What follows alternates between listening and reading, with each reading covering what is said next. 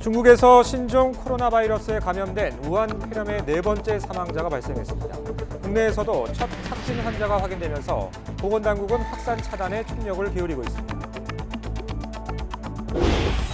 우한 폐렴이 빠르게 확산하면서 세계보건기구 WHO도 현지 시간 22일 긴급위원회를 소집하기로 했습니다.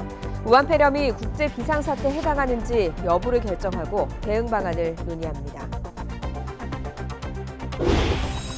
안나푸르나 구조수색 현장 책임자가 실종된 한국인 교사 4명이 매몰된 것으로 추정되는 지점 2곳을 확보했다고 밝혔습니다. 하지만 예측 불허인 날씨와 눈 사태 위험 등 3중고로 수색의 난항을 겪고 있습니다. 추미애 법무부 장관이 대검 간부가 상갓집에서 상관에 항의한 일을 추태로 규정하고 공직기관이 바로 설 수 있도록 하겠다고 밝혔습니다. 당사자인 양석조 연구관에 대한 징계를 염두에 둔 것이라는 분석이 나오고 있습니다. 문재인 대통령이 오늘 오전 국무회의를 주재하고 검찰 직제 개편안을 처리합니다. 문 대통령은 모두 발언을 통해 지속적인 검찰 개혁을 강조할 것으로 보입니다. 일본 정부가 독도가 일본 땅이라고 주장하는 전시관을 7배나 크게 확장 이전했습니다. 우리 정부는 강력 항의하며 폐쇄를 촉구했습니다.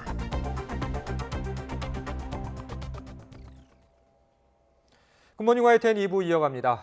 출근길 기온이 영하권으로 떨어지면서 반짝 추위가 찾아왔습니다. 낮에는 기온이 크게 오르면서 온화하겠습니다. 자세한 날씨 알아보겠습니다. 권혜인 캐스터. 네, 야외 스튜디오에 나와 있습니다. 자, 서울 아침 기온 몇 도까지 떨어졌습니까? 오늘 아침 서울 기온이 영하 5.4도까지 떨어졌습니다. 어제 아침과 비교해서 기온이 4도가량 낮아서 제법 추운데요. 하지만 낮에는 기온이 지금보다 10도가량 오르면서 비교적 온화하겠습니다. 오늘 서울 한낮 기온이 영상 4도까지 오르겠고요. 일교차가 크게 벌어지겠습니다. 현재 전국 하늘 맑은 가운데 미세먼지 농도 좋음에서 보통 수준 보이고 있습니다.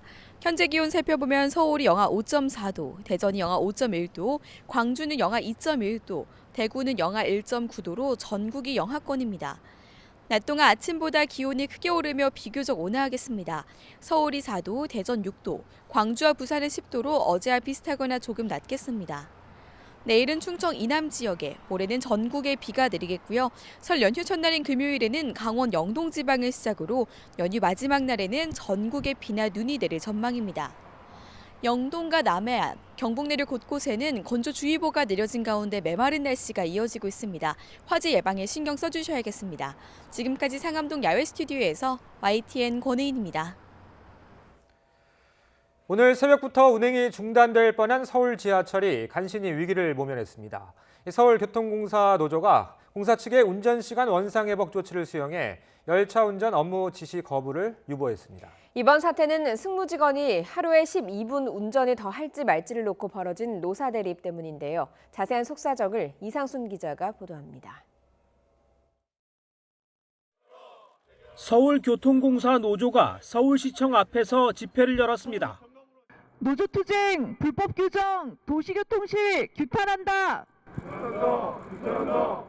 승무직원들의 하루 운전 시간을 12분 늘려 4시간 42분으로 조정한 것을 철회하라고 촉구했습니다. 새벽 4시를 기해서 1호선부터 8호선까지 전 열차부터 전면 작업 거부 투쟁을 할 수밖에 없습니다. 같은 날 불법 파업이라면서 민영사 책임까지 묻겠다던 사측은 결국 저만큼 뒤로 물러섰습니다. 하루 12분 늘린 운전 시간을 원상복구시켰습니다. 설 명절을 앞두고 시민에게 불편을 끼치는 일은 없어야 합니다. 아울러 파업 결행 시 예상되는 어쩔 수 없이 불법 파업에 휘말릴 승무직원들의 피해 역시 간과할 수 없습니다. 서울 지하철을 세울 뻔했던 12분. 노사의 입장은 지금도 극명하게 엇갈립니다. 노조는 겨우 12분이 아니라 공정과 안전이 본질이라면서 사측이 노동시간을 일방적으로 늘렸고 이로 인해 운전시간이 1시간, 2시간씩 늘어날 수도 있다고 주장하고 있습니다. 하지만 사측은 운전시간 12분을 늘려도 기존의 노사 합의 등에 부합하고 코레일이나 부산지하철 등 다른 기관에 비해 여전히 평균 운전시간이 적다는 입장입니다. 서울교통공사 노사는 일단 운전시간 12분 연장과 관련한 노사 협상을 재개할 예정입니다. 하지만 노동 여건 악화를 우려하는 노조와 휴일 근로수당 절감 등 경영 합리화를 추진하는 사측의 시각차가 여전해 절충점을 찾기는 쉽지 않아 보입니다. YTN 이상순입니다. 중국에서 신종 코로나 바이러스에 감염된 이른바 우한 폐렴의 사망자가 4명으로 늘었습니다. 국제부 연결합니다. 김원배 기자. 네, 국제부입니다. 자, 4번째 사망자가 나왔다고요? 네, 그렇습니다. 중국 우한시 위생건강위원회는 19일 저녁에 신종 코로나 바이러스 환자 1명이 숨졌다고 오늘 밝혔습니다. 사망자는 지난 13일 입원해 호흡곤란 증세를 치료받던 89살의 남성입니다. 이 남성은 고혈압과 당뇨 등 기본적인 질환을 앓고 있었던 것으로 파악됐습니다. 이에 따라 우한시에서는 신종 코로나 바이러스 사망자가 4명으로 늘어났습니다. 감염자 198명 가운데 25명은 완치돼 퇴원했습니다. 현재 우한시에서 격리돼 입원 치료를 받는 169명 가운데 35명은 중태며 9명은 위중한 것으로 전해졌습니다. 자, 그런데 더 큰 문제는 환자가 우한뿐 아니라 중국 전역에서 발생하고 있다는 거죠? 네, 그렇습니다. 중국에서 신종 코로나 바이러스에 감염된 환자가 218명으로 급증하며 중국 전역에 초비상이 걸렸습니다. 수도 베이징과 경제 중심지 상하이 그리고 광둥성 선전에서도 환자가 발생했습니다. 특히 중국 최대 명절인 춘제를 앞두고 대이동이 시작돼 바이러스 확산에 대한 공포가 커지고 있습니다. 지금까지 중국의 우한 신종 코로나 바이러스 환자는 모두 218명입니다. 지역별로는 우한 198명, 광둥성 14명, 베이징 5명, 상하이 1명입니다. 앞서 스촨, 윈난, 산둥성과 상하이 등에서 7명이 의심 환자로 분류됐으나 이 중 상하이 주민 1명이 확진 판정을 받았습니다. 중국의 우한 이외 지역에서 환자가 나온 것은 베이징과 광둥성 선전이 처음입니다. 지금까지 국제부에서 전해드렸습니다. 정부는 국내 신종 코로나 바이러스 감염증 확진 환자 발생으로 감염병 위기경보 수준이 관심에서 주의로 격상됨에 따라 국무조정실장 주재로 관계부처 차관급 회의를 개최했습니다.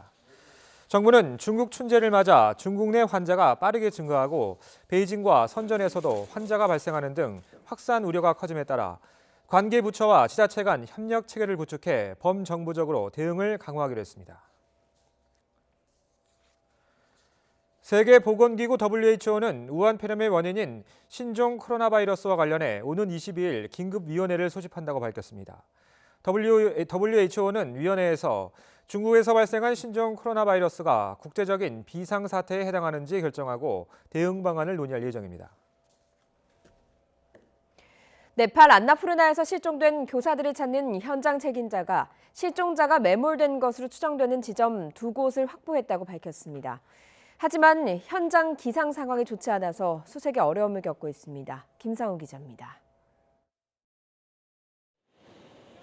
하늘 아래서 내려다본 안나푸르나 지역입니다. 눈이 쌓여 온통 하얗습니다. 길이 어디인지 찾기 어렵습니다. 눈은 허리까지 쌓여 걷기조차 힘듭니다. 눈사태로 실종된 7명을 찾기 위한 구조수색 작업은 항공과 지상에서 입체적으로 진행됐습니다. 사고 추정 지역을 중심으로 헬리콥터에서 금속 탐지 장비를 동원해서 수색했습니다. 실종자의 휴대전화나 시계 등의 금속을 탐지하는 기능입니다.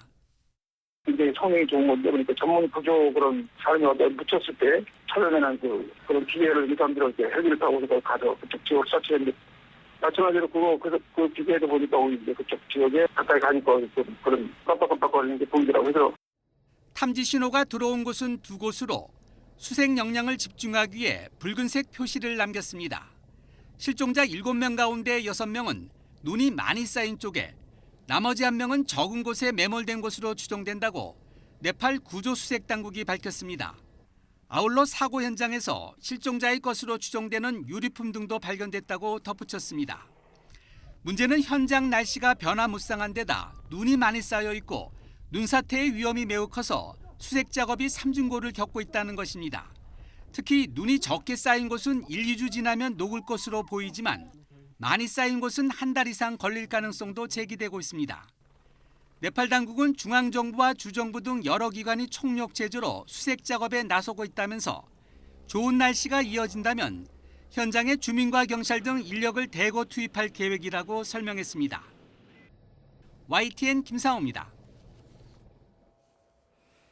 네팔에서 눈사태 사고를 당한 교육봉사단은 현지에서의 일정을 출발 전에 변경했습니다.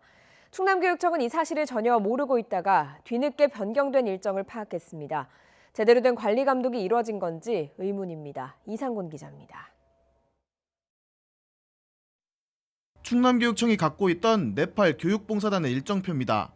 3일차에 현지 학교를 방문해 봉사활동을 시작하는 것으로 돼 있지만 현지 학교 휴교 문제로 계획은 출발 전부터 변경됐습니다. 문제는 충남교육청이 이 사실을 까맣게 모르고 있었다는 점입니다. 교육청이 일정이 바뀐 사실을 알게 된 건 사고가 발생한 지 사흘이나 지난 뒤였습니다. 이러다 보니 교육청은 사고 초기 교사들의 트래킹 시작 날짜와 사고 장소를 잘못 발표해 뒤늦게 정정하는 일까지 벌어졌습니다. 충남교육청은 준비 과정에서 교사들에게 일정을 컨설팅해줬지만 이후 변경된 일정표는 일일이 보고받지 않는다고 해명했습니다. 저희들 실시간으로 저희한테 보고하는 건 아니고요. 다 끝나고 난 다음에 아까 말씀드린 것처럼 최종 보고서를 통해서 저희들이 이제 확인을 하고요. 그리고 평가회를 통해서 아까 말씀드린 것처럼 이제 검증이 되는 그런 형태로 지금 운영이. 교사들의 해외 교육봉사단 경비는 교육청이 80%를 지원하고 이후 평가도 합니다.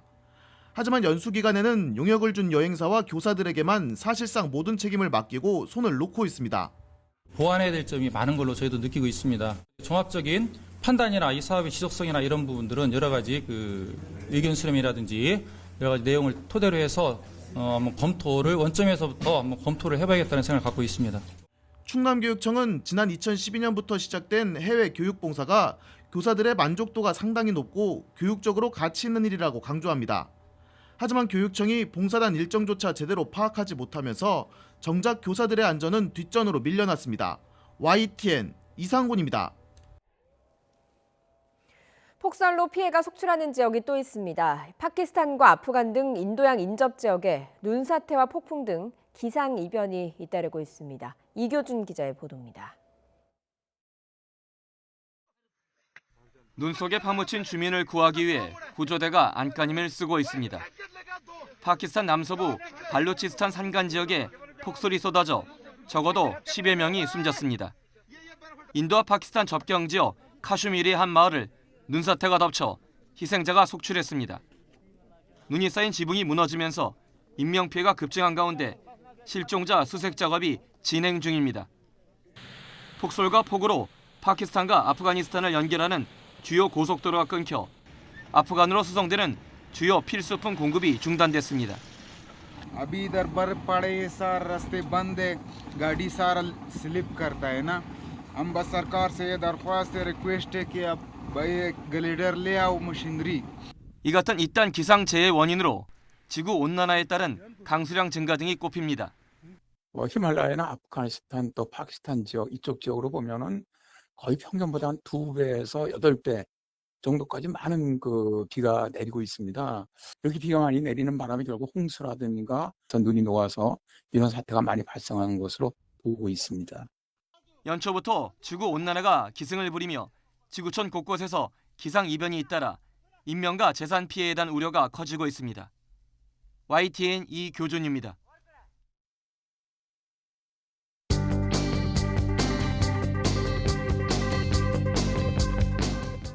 화요일 조간 브리핑입니다. 정부가 추진하는 북한 지역 개별 관광 방안을 각신문 1면에서 중요하게 다뤘습니다. 북한 관광 밀어붙이기. 조선일보는 북한의 호응조차 없는 데다 신변 안전 보장 대책도 마련되지 않았다고 비판했습니다. 남북 올림픽 구상은 그림의 떡, 문 대통령은 라라랜드에 살고 있다는 외신 기사도 함께 배치했습니다. 반면 한국일보는 정부가 휴전선 넘는 남북 직접 관광 카드, 즉 국민들이 군사분계선을 넘어 육로로 북한을 방문하는 청사진을 꺼냈다. 또 한겨레 신문은 제재를 피할 3가지 카드를 꺼냈다며 온도차를 나타냈습니다. 일면 더 자세히 보겠습니다. 대윤과 성윤 대결이 상갓집 소동 불렀나? 초유의 검찰 상갓집 파동과 관련해 윤석열 총장과 친문으로 꼽히는 이성윤 서울중앙지검장 라인의 세력 다툼이 본격화한 것으로 해석했습니다. 유재수는 우리 사람이니 봐주자. 조국 전 장관 공소장을 통해 확인된 검찰 수사 내용 전했습니다. 친문 핵심 인사들이 집요한 구명 활동에 나선 것으로 검찰은 파악했습니다. 심재철 대검 반부패 부장이 백원우 전 비서관의 기소를 미뤄야 한다는 주장을 했다는 기사도 일면에서 비중 있게 실었습니다. 이어서 눈에 띄는 기사 보시죠. 중앙일보 일면입니다. AI의 진격, 마트 직원 20% 짐 쌌다는 일자리 관련 기획 기사입니다. 한 달에 20만 원이면 쓸 수 있는 무인 계산기가 급속히 확산하면서 일자리가 위협받고 있는 현실을 진단했습니다. 왕실 위기 트라우마의 영국 여왕 메그시트 속전속결. 메그시트는 메건의 왕실 탈퇴를 뜻하는데요. 찰스 왕세자와 불화 끝에 이혼한 며느리 고 다이애나 왕세자빈 등 각종 왕실 구설을 겪었던 엘리자베스 영국 여왕의 위기 관리 능력이 돋보였다고 해석했습니다. 서울 아파트값 양극화가 13년 만에 최대라는 경향신문 기사입니다. 매매 가격 상위 10%가 하위 10%와 9.41배 차이라는 통계도 제시했습니다. 호주 제물로 내일 밤 도쿄행 결정짓는다. 사상 첫 9회 연속 올림픽 본선 진출까지 단 1승만에 남겨둔 23세 이하 축구대표팀. 8강전 다음 날에도 훈련을 멈추지 않았다고 하는데요. 한국과 호주의 전력을 비교 분석했습니다. 지금까지 조간 브리핑이었습니다. 문재인 대통령이 올해 첫 수석 보좌관에 의해서 우리 경제가 반등의 징후를 보이고 있다고 언급했습니다. 특히 수출 호조가 눈에 띈다며 규제 혁신에 속도를 붙이겠다고 강조했습니다. 김영수 기자가 보도합니다. 문재인 대통령이 올해 첫 수석 보좌관 회의를 주재했습니다. 경제가 반등하는 징후가 보인다며 수출 호조세를 근거로 내세웠습니다. 연초부터 일일 평균 수출이 정가로 전환되었습니다. 2월부터는 월간 기준으로도 정가로 전환될 것으로 전망이 됩니다. 문 대통령은 그 중심에 우리의 주력, 제조업이 있다면서 최근 반도체의 세계 업황 개선이 연간 수출 실적 증가까지 이어질 거라는 연구기관들의 예측도 소개했습니다. 이외에도 SUV나 친환경 차량 같은 고가 차량의 수출 호조와 2년 연속 세계 1위인 조선업 수주 실적, 수출 품목의 다변화, 수출 시장 확대를 긍정적으로 평가했습니다. 위축됐던 경제 심리와 주식 시장도 살아나고 있다면서 규제 혁신을 통해 역동성을 키우겠다고 강조했습니다. 투자와 내수, 수출 진작을 통해 경제 활력을 힘있게 뒷받침하고 규제 샌드박스 성과를 더욱 확대해 나가면서 데이터 산법 통과를 발판으로 규제 혁신에 한층 속도를 내겠습니다. 정세균 신임 총리와는 매주 월요일 대통령과 총리가 점심을 함께하면서 국정을 논의하는 주례 회동을 처음으로 가졌습니다. 문 대통령은 국민에게 힘이 되는 정부를 만들겠다는 정 총리의 국정 운영 방향을 보고받고 규제 혁신과 사회 갈등 해소에 대한 기대를 밝혔습니다. 정 총리가 추진하고 있는 경제계, 노동계 등과의 모교 대화가 소통의 모델이 될 수 있기를 기대한다며 새로운 시도에 힘을 실었습니다. 문 대통령은 신임 총리와의 첫 주례 회동과 올해 첫 청와대 참모회의에서 경제 전반에 대해 긍정적으로 전망하면서 갈등 해결과 규제 혁신을 가장 중요한 과제로 꼽았습니다. YTN 김영수입니다. 문재인 대통령은 오늘 오전 국무회의를 주재합니다. 오늘 국무회의에선 직접 수사 부서 축소 등의 내용이 담긴 검찰 직제 개편안이 상정될 예정입니다. 문 대통령은 회의에 앞서 모두 발언을 통해 검찰 개혁의 지속적인 추진을 강조할 것으로 보입니다.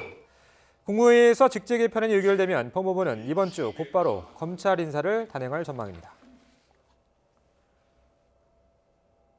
대검찰청 반부패 강력부장과 선임연구관 사이에 벌어진 장례식장 언쟁에 대해 추미애 법무부 장관은 추태로 규정하고 강하게 비난했습니다. 검찰 중간 간부 인사를 논의하는 검찰 인사위원회가 열린 가운데 또 한 차례 대규모 물갈이 가능성이 거론됩니다. 조성호 기자가 보도합니다.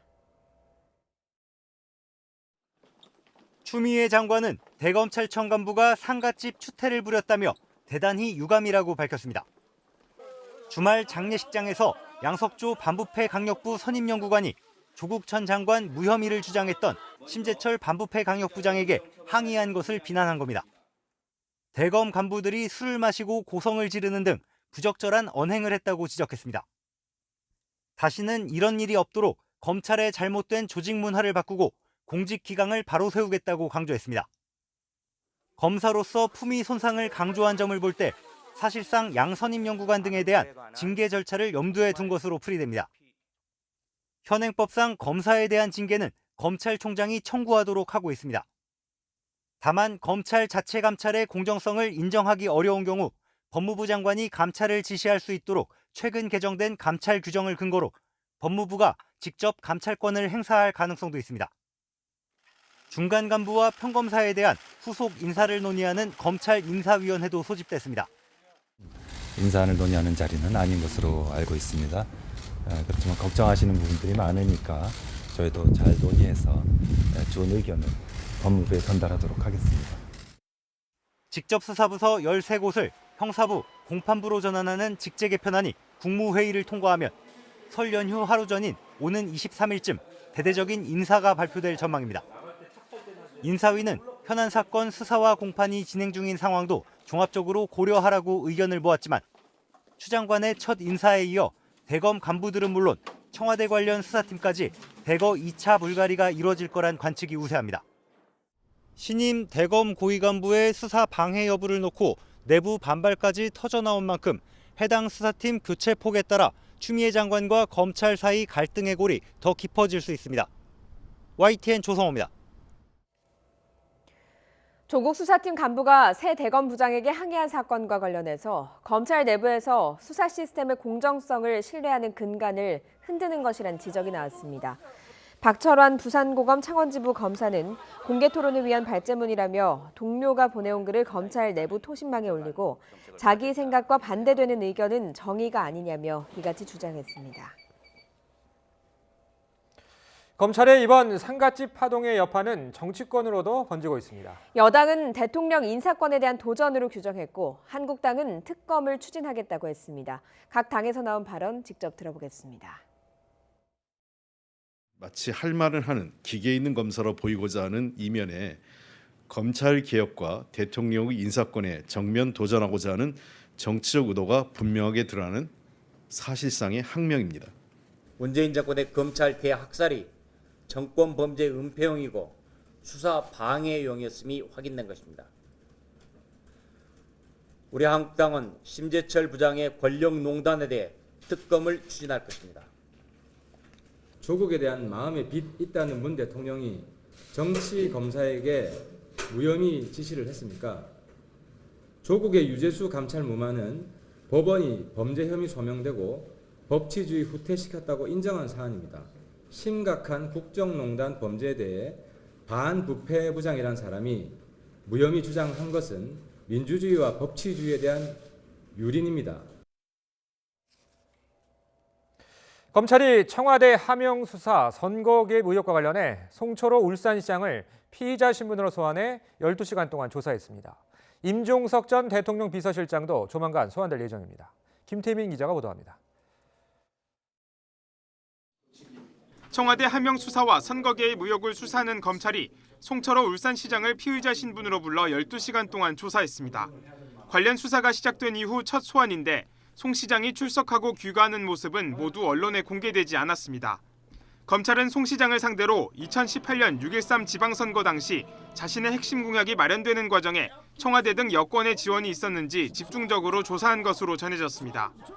송 시장은 지방선거를 앞두고 선거 준비 모임 관계자들과 함께 장완석 당시 균형발전 비서관실 선임행정관을 만난 것으로 알려졌습니다. 검찰은 이 자리에서 선거 전략과 공약 등이 논의된 것으로 보고 동석한 송병기 전 울산부시장과 장 전 행정관 등을 여러 차례 불러 조사했습니다. 송 시장은 또 선거를 앞두고 대통령 직속 국가균형발전위원회 고문을 맡아 공약 수립과 이행에 도움을 받은 의혹도 받고 있습니다. 송 시장이 단수 공천을 받는 과정에 청와대가 경쟁자에게 자리를 제한하는 등의 방식으로 개입했는지도 조사 대상입니다. 검찰은 당시 청와대가 경찰에 자유한국당 소속이던 김기현 당시 울산시장에 대한 수사를 벌이도록 했다는 의혹도 조사하고 있습니다. 김 전 시장 측근 비리 의혹을 수사한 황운하 전 울산지방경찰청장에게 한 차례 소환을 통보했지만 황 전 청장은 총선 예비후보 일정 등으로 다음 달 초 출석이 가능하다는 입장입니다. 이와 함께 검찰은 청와대의 송철호 선거지원 과정 전반에 임종석 당시 대통령 비서실장이 관여한 것으로 의심하고 조만간 임 전 실장을 불러 조사할 방침입니다. YTN 김태민입니다. 조국 전 법무부 장관의 부인인 정경심 동양대 교수가 코링크 P가 운영하는 사모펀드에 출자하기 전 조 전 장관과 협의한 정황을 보여주는 증거인 문자 메시지가 법정에서 제시됐습니다. 정 씨는 2017년 5월 조 전 장관이 민정수석으로 취임해 주식을 팔거나 백지 신탁을 해야 하자 투자처와 관련해 남편에게 물어보겠다고 밝혔는데 검찰은 조 전 장관과 협의가 있었음을 알려주는 대목이라고 주장했습니다. 드루킹 일당과 공모에 댓글을 조작하는 등 여론을 조작한 혐의로 재판에 넘겨진 김경수 경남지사의 항소심 선고가 또 미뤄졌습니다. 서울고등법원은 오늘 김 지사에 대한 항소심 선고 공판을 진행할 예정이었지만 양측이 결심 이후에도 잇따라 의견서를 내는 등 공방이 거센 만큼 선고를 미루고 변론을 재개하기로 했습니다. 앞서 특검은 지난해 11월 김 지사가 줄곧 범행을 부인하고 사법부를 비난하고 있다며 1심 때보다 1년 상향한 징역 6년을 구형했고 김 지사는 찾아오는 지지자를 만난 것과 불법을 공모하는 것은 전혀 다른 일이라며 반박했습니다. 삼성물산과 제일모직 합병 의혹을 수사하고 있는 검찰이 당시 미래전략식 소속 장충기 전 사장을 소환했습니다. 사장급 임원이 잇따라 조사를 받은 가운데 수사는 최지선 전 미래전략실 부회장과 이재용 부회장 등 윗선을 향해 가고 있습니다. 박서경 기자입니다. 삼성그룹 컨트롤타워였던 미래전략실에서 차장을 지낸 장충기 전 사장이 검찰에 소환됐습니다. 국정농단 뇌물 사건으로도 기소된 장 전 사장은 이재용 부회장의 삼성 경영권 승계 과정을 잘 알고 있을 핵심 인물로 꼽힙니다. 의혹이 많은데요. 말씀 좀 부탁드립니다. 이재용 부회장 승계 작업 때문 아닙니까? 윗선 지시 있었나요? 한 말씀만 부탁드리겠습니다. 윗선 지시 있었습니까? 그동안 왜 출석 거부하셨습니까? 검찰은 장 전 사장을 상대로 이재용 부회장이 최대 주주였던 제일모직에 유리한 비율로 합병이 이뤄진 과정에 그룹 차원의 개입이 있었는지 조사했습니다. 앞서 검찰은 장 전 사장이 출석 요구에 응하지 않자 이 부회장의 국정농단 파기환송 재판이 끝난 뒤 법정에서 직접 소환장을 전달했습니다. 검찰의 직제 개편과 인사를 앞두고 의도적으로 조사를 피한다는 지적도 나왔지만 장 전 사장 측은 시간이 촉박해 재판 이후 출석하려 했다고 해명했습니다. 소환장을 전달한 시각, 미래전략실 전략팀장 출신 김종중 전 사장과 김신 전 삼성물산 대표 등 다른 고위 관계자들이 잇따라 검찰 조사를 받았습니다. 검찰은 조만간 그룹 2인자로 불린 최지성 전 부회장까지 소환할 예정입니다. 남겨진 시간이 많지 않다고 판단한 검찰이 수사에 속도를 내고 있는 만큼 이재용 부회장의 소환도 멀지 않았다는 전망이 나옵니다. YTN 박서경입니다. 창업주인 고 신격호 명예회장이 세상을 떠나면서 롯데그룹의 새로운 미래에 관심이 쏠리고 있습니다. 일단 신동빈 회장을 중심으로 한 경영 구도는 별다른 변화가 없을 것으로 보이지만 여러 과제들이 기다리고 있습니다. 박소정 기자입니다. 고 신격호 롯데 명예회장은 오래전부터 의사소통이 어려웠고 법정 후견인이 돌보고 있었습니다. 따로 유언도 남기지 않은 것으로 전해졌습니다. 형제의 경영권 다툼 이후 이미 기업 이사직에서도 모두 물러났고 굵직한 지분도 정리한 상황이지만 남은 주식과 부동산을 합하면 1조 원대에 이른다는 추산이 나옵니다. 롯데 관계자는 고인이 평소 재단을 만들어 사회에 환원하겠다는 뜻이 있었고 신동빈 롯데 회장도 이에 따르겠다는 말을 한 적이 있다고 전했습니다. 상속을 받으신 분들끼리 의논을 해야 안 되겠습니까? 근데 아무래도 가족분들이 생활을 더 많이 했었기 때문에 그 부분은 가족들끼리 의논해서 1년 3개월 만에 상주로 마주한 신동빈, 신동주 형제는 빈소에서도 큰 대화는 나누지 않은 것으로 알려졌습니다. 두 형제가 대화는 안에서 나누시고 좀 어떠십니까? 보시기에 옆에 나란히 앉아 있었으니까 교감을 하지 않겠습니까? 일단 신동빈 체제의 롯데의 경영권 구도에는 큰 영향이 없다는 분석이 나옵니다. 신 명예회장의 지분율이 매우 낮은 데다 신동주 SDJ 코퍼레이션 회장의 경영 복귀도 사실상 불가능한 상황입니다. 그보다 롯데의 시급한 과제는 최근 부진한 유통 분야를 어떻게 혁신해 과거의 명성을 재건하느냐입니다. 지난 2014년부터 경영권 분쟁에 이어 사드 사태에 검찰 수사까지 맞닥뜨리면서 어려워진 영향이 컸습니다. 또 주력 사업으로 부상한 화학 분야의 대규모 투자와 해외 진출 확대도 시험대에 올라 있습니다. 러시아나 중국에서의 해외 경험을 바탕으로 지금 이제 아세안 국가라든지 해외 이제 우리나라 유통 서비스 기업들이 진출할 수 있는데, 그런데 이제 롯데가 리더십을 발휘해야 되는 그런 과제가 있다. 이와 함께 지분 구조 개편도 새로운 롯데를 위해서는 반드시 필요한 부분입니다. 그동안 있었던 경영권 분쟁과 일본 롯데와의 문제 등이 거미줄처럼 얽힌 지배구조 때문이라는 지적이 있는 만큼 호텔 롯데의 상장이 지배구조의 완성이 될 것으로 보입니다. YTN 박소정입니다. 군 복무 도중 여성으로 성전환 수술을 받은 부사관이 자신의 전역 심사를 연기해달라고 요청했지만 군 당국이 반려한 것으로 알려졌습니다. 군 인권센터는 오는 22일로 예정된 전역 심사 기일을 법원의 성별 정정 결정 이후로 연기해달라는 A 하사의 요청을 군 당국이 반려했다고 밝혔습니다. 그러면서 군 당국의 결정은 A 하사의 성적 자기결정권을 침해한 인권 침해라며 국가인권위원회에 진정을 제기했다고 설명했습니다.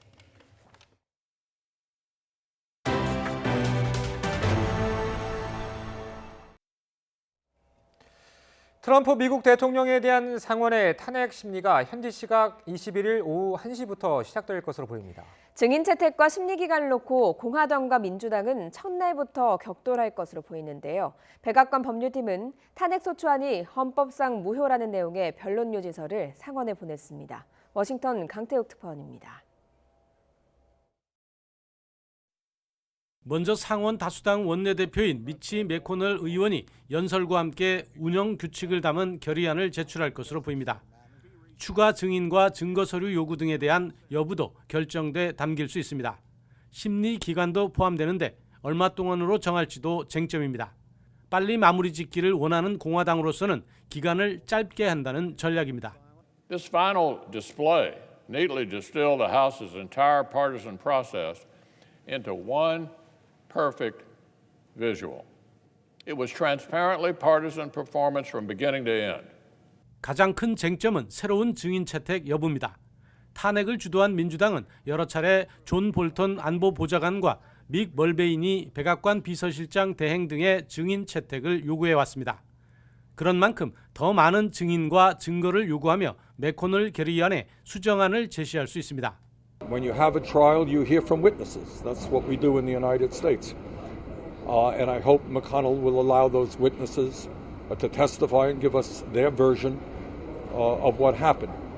백악관 법률팀은 심리에 앞서 불충분한 탄핵 소추안을 신속히 거부하고 대통령에게 무죄를 선고해야 한다는 110쪽 분량의 변론 요지서를 상원에 제출했습니다. 특히 하원이 적용한 혐의와 관련해 권력 남용 이론은 탄핵할 수 있는 범죄가 아니며 자료 제출 요구에 응하지 않은 것은 정당한 권리 행사였다고 강조했습니다. 이에 대해 하원 민주당은 미 헌법 위반자들이 트럼프처럼 권력을 남용하고 견제와 균형을 무시한 대통령을 상원이 해임할 수 있게 한 헌법을 만들었다고 반박했습니다. 그러면서 트럼프 대통령이 계속 직위를 유지한다면 국가에 가해지는 지속적인 위험만 부각시킬 뿐이라고 주장했습니다. 워싱턴에서 YTN 강태욱입니다. 이런 가운데 백악관이 공개한 방어 논리 서면에 한미 방위비 분담금 문제가 난데없이 등장했습니다. 미국 백악관은 현지 시각 20일 공개한 110쪽 분량의 변론 요지서에서 하원이 적용한 권한 남용 혐의에 대해 근거가 없다고 주장하며 외국에 대한 원조 중단은 자주 필요하고 적절한 일이라는 항목을 포함했습니다. 일본 정부가 독도를 일본 땅이라고 우기는 전시관을 확장 이전에 새로 문을 열었습니다. 아베 일본 총리는 새해 첫 국회 연설에서 우리나라를 예전보다 비중 있게 거론하면서도 징용 문제와 관련해서 약속을 지키라는 주장을 또다시 되풀이했습니다. 도쿄에서 황보현 특파원입니다. 아베 총리는 한국을 기본적 가치를 공유하는 중요한 이웃이라고 말했습니다. 시정연설에서 기본적 가치를 공유한다는 내용이 들어간 것은 2014년 이후 6년 만입니다. 韓国は元来基本的価値と戦略的利益を共有する最も重要な隣国であります。 한국과 긴밀한 연대라는 짧은 언급이 전부였던 지난해와 비교하면 관계 개선의 의지가 엿보이는 대목입니다. 하지만 징용 배상 문제와 관련해서는 한국이 약속을 깼다는 기존 주장을 또 되풀이했습니다. 못되기 외무상은 독도를 걸고 넘어지며 또 일본 땅이라는 억지를 부렸습니다. 때마침 일본 정부는 세단장을 마친 영토 주권 전시관에 문을 열었습니다. 독도가 일본 고유 영토라는 터무니없는 주장을 담은 자료들이 전시관 한가운데에 자리 잡았습니다. 영토 주권 전시관은 앞서 2018년 1월 도쿄 히비야 공원 안에 있는 옛 건물 지하 1층에 처음 만들어졌습니다. 하지만 전시관이 지하에 위치한 데다 접근성이나 전시 공간 등 여러 가지 문제가 있다는 지적이 일본 내부에서 제기되자 2년 만에 이곳으로 이전하게 됐습니다. 지하에서 벗어나 1층과 2층에 마련된 이른바 독도 왜곡 전시관은 이전보다 7배나 넓어졌습니다. 독도 왜곡을 더 많은 사람들에게 대놓고 하겠다는 속셈입니다. 일본이 러시아, 중국과 각각 영토 분쟁을 벌이고 있는 쿠릴 4개 섬과 센카쿠 열도도 일본 땅이라고 주장하는 전시 공간도 별도로 마련됐습니다. 우리나라는 물론이고 중국, 러시아의 반발도 예상되는 만큼 외교적 마찰이 불가피해 보입니다. 도쿄에서 YTN 황보열입니다. 여순 사건은 지난 1948년 여수에 있던 14연대가 제주 4.3 항쟁 토벌을 거부하면서 시작됐습니다.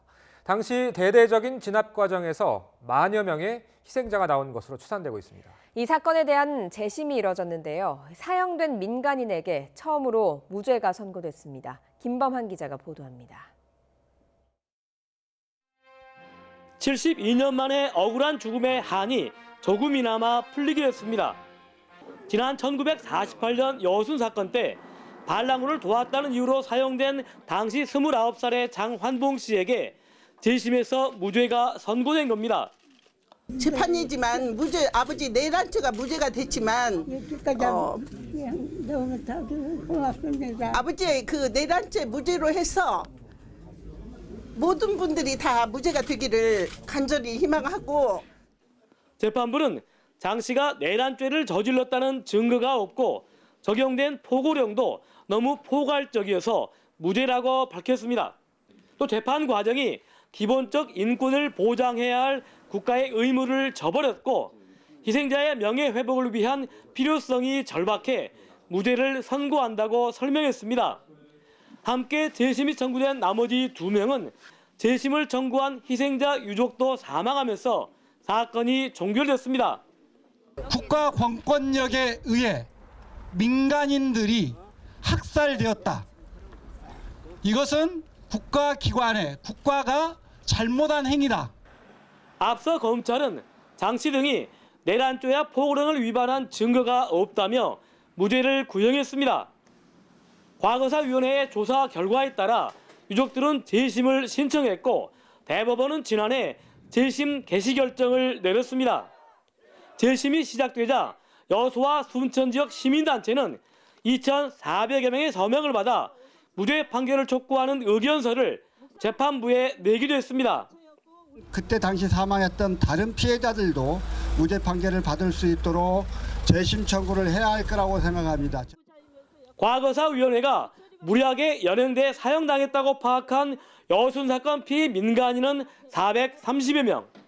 무죄를 선고한 재판장은 사법부의 잘못을 통렬히 반성하며 주문 말미에는 울먹이느라 주문을 제대로 읽지 못하기도 했습니다. 그러면서도 재판장은 특별법이 반드시 필요하다고 강조했습니다. 여순 사건 나머지 희생자의 집단 소송과 함께 실체적 진실을 규명하기 위한 특별법 제정 촉구 목소리가 더욱 커질 것으로 전망됩니다. YTN 김범환입니다. 부산에 있는 화훼단지에서 큰 불이 나 한때 대응 1단계가 발령됐습니다. 포천과 평택에서도 불이 나 인명피해도 잇따랐습니다. 최재민 기자가 전해드립니다. 불이 나 뼈대만 남은 비닐하우스에서 소방대원들이 잔불 정리를 하고 있습니다. 부산 강서구에 있는 화훼단지에서 큰 불이 났습니다. 목재공방 비닐하우스에서 난 불이 인접한 화훼 비닐하우스로까지 번진 겁니다. 한때 대응 1단계까지 발령된 만큼 화마가 거셌습니다. 이 불로 비닐하우스 4개 동이 불타 소방서 추산 4,400만 원의 피해를 내고 1시간 40분 만에 진화됐습니다. 다행히 인명피해는 발생하지 않았습니다. 경찰은 정기적 요인으로 불이 난 것으로 보고 있습니다. 포천에서는 주거용 비닐하우스에서 불이 났습니다. 불이 날 당시 60대 여성이 머물고 있었는데 대피하지 못해 변을 당했습니다. 숨진 여성은 혼자 살고 있었던 것으로 알려졌습니다. 경기도 평택에 있는 주택이 희뿌연 연기에 휩싸였습니다. 이 불로 79살 최모 씨가 화상을 입어 병원으로 옮겨졌습니다. 평택 공사장에서 40m 높이의 타워 크레인 지지대가 부러지는 사고가 났습니다. 사고 당시 지상에는 50대 근로자가 콘크리트 타설 작업을 하고 있었는데 부러진 타워 크레인 지지대를 피하지 못해 병원으로 옮겨졌지만 끝내 숨졌습니다. 사고 크레인은 1.3톤가량의 콘크리트 구조물을 옮기고 있었던 것으로 조사됐습니다. 경찰은 크레인 결함 여부를 비롯한 안전수칙 위반 여부를 조사하고 있습니다. YTN 최재민입니다. 스페인에 태풍이 상륙해 강풍과 폭설로 19일부터 이틀 동안 3명이 숨졌습니다. 엘파이스 등 스페인 언론에 따르면 현지 시각 19일 상륙한 태풍 글로리아로 인해 강풍이 불어 아빌라 지방의 한 주택에서 떨어진 지붕 타일에 맞아 60대 노인이 숨졌습니다. 스페인 동부 발렌시아 인근 도시 간디아에선 50대 노숙인 여성이 태풍으로 기온이 떨어진 가운데 거리에서 잠을 자다 동사체로 발견됐습니다. 미국과 이란의 갈등이 지속하는 가운데 이라크 주재 미국 대사관이 있는 그린존이 또다시 로켓포 공격을 받았습니다. AFP 통신은 현지 시각 20일 이라크 수도 바그다드 내 고도 경비 지역인 그린존에 로켓포 3발이 떨어졌다고 복수의 안보 소식통을 인용해 보도했습니다. 대구 경북 통합 신공항 이전 부지를 정하는 주민투표가 오늘 시작됩니다. 50%를 넘는 사전투표 속에 후보지 2곳에서는 막바지 유치전이 치열하게 펼쳐졌습니다. 이윤재 기자가 보도합니다. 경북 의성군 의성읍 전통시장에서 통합 신공항 필요성을 알리는 전단을 돌립니다. 경북 의성군 비안면이 포함된 신공항 후보지에 찬성표를 던져야 한다고 독려합니다. 특히 후보지 선정에 투표율이 반영되는 만큼 한 사람이라도 더 투표에 참여시키려고 목청을 높입니다. 5만 3천 국민들이 다 같이 이제 투표에 참여할 수 있도록 운동을 해가지고 내일 우리가 목표 95%의 투표율을 달성할 수 있도록 최선을 다할 계획입니다. 비슷한 시간 경북 군위군 의흥면 전통시장 앞 풍경도 다를 바 없습니다. 군위는 의성과의 공동 후보지보다 군위군 우보면 단독 후보지에 표를 몰아달라고 호소합니다. 접근성을 강조한 군위 거리 곳곳에도 우보 찬성 100%라는 현수막이 가득합니다. 대구 경북의 관문공항인 그 대구공항이 이용객이 많아야 된다는 그런 취지에서 접근성이 가장 중요하지 않느냐 이렇게 생각을 합니다. 대구 경북 통합 신공항터 후보는 의성 비안면과 군위 소보면에 걸쳐 있는 공동 후보지와 군위 우보면 단독 후보지 등 2곳입니다. 앞서 국방부는 주민투표를 진행해 투표율과 각 후보지에 대한 찬성률을 50%씩 반영해 공항 이전 부지를 정하기로 했습니다. 사전투표에서 의성이 64%가 넘는 투표율을 보였고 군위는 52%를 기록했습니다. 대구 경북 지역의 미래를 이끌어갈 통합신공항이 어느 지역에 자리 잡게 될지는 이제 주민들의 손에 달렸습니다. YTN 이윤재입니다. 국립현대미술관은 설 연휴 기간인 24일부터 27일까지 과천과 서울, 덕수궁, 청주 등 4개 전시관을 무료로 개방합니다. 다만 서울관은 25일, 청주관은 25일과 27일 휴관하며 과천관과 덕수궁관은 휴관 없이 나흘 모두 전시를 관람할 수 있습니다. 또 연휴에 방문하는 GT 관람객 100명에게는 연말까지 사용할 수 있는 초대권 2장을 선착순으로 증정합니다.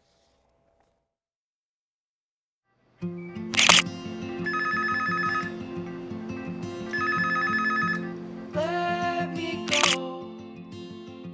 I don't wanna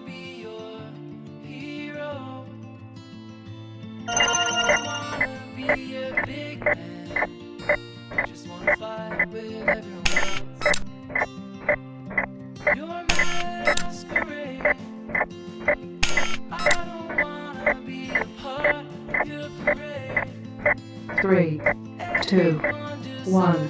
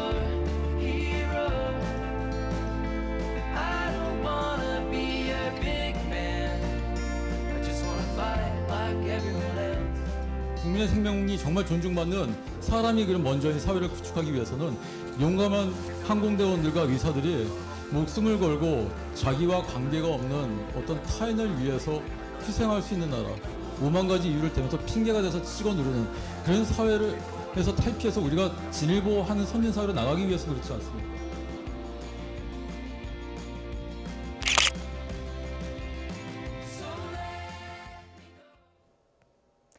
네, 오늘 아침 반짝 추위가 찾아왔습니다. 서울의 아침 기온이 영하 5.6도, 철원이 영하 11.3도, 광주 영하 2.2도까지 떨어지면서 영하권 추위를 보이고 있는데요.